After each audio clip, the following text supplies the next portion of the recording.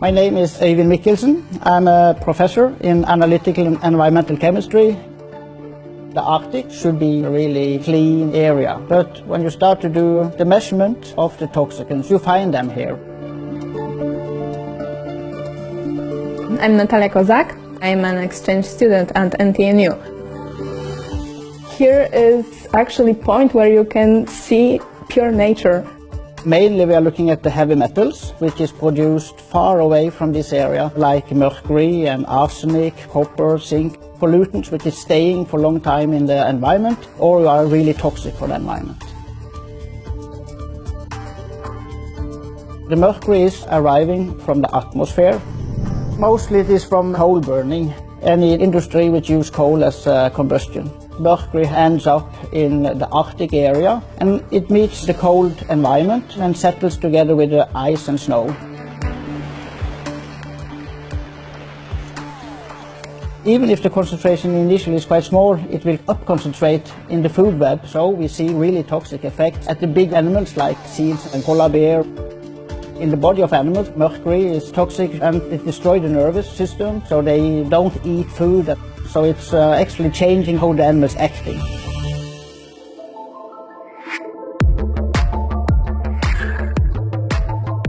This is an Iskin bottle.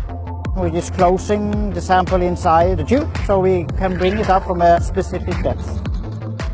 And now I will take my sample, so I should filter it slowly. Okay. My name is Borghild Mo, and I study environmental chemistry. No, it's just Yeah, I almost ran off with my sample. One challenge is concentration levels, because even if they end up in toxic concentrations in the polar bear, when we monitor them in water or soil, they are really low. You have to have equipment which is able to measure really low concentration. I have this instrument here. It measures how much particles we have in the water. It sends out a little IR radiation, and the particles in the water will scatter the light. When it comes to the sea floor, the grab will close together and grab from sediment.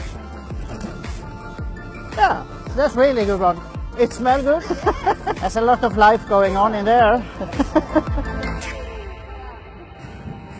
I could cut it with a knife. It's really tough. Just in case, it's better to secure your samples because you don't want to lose anyone. We take them back to our university to analyze them for trace elements and organic matter. So we're comparing the samples from the spring and the autumn, which can tell us where the trace elements are coming from. Look at this one. We leave it back in the sea. The project, which has been running for 5 years now, we start to conclude at some of the results.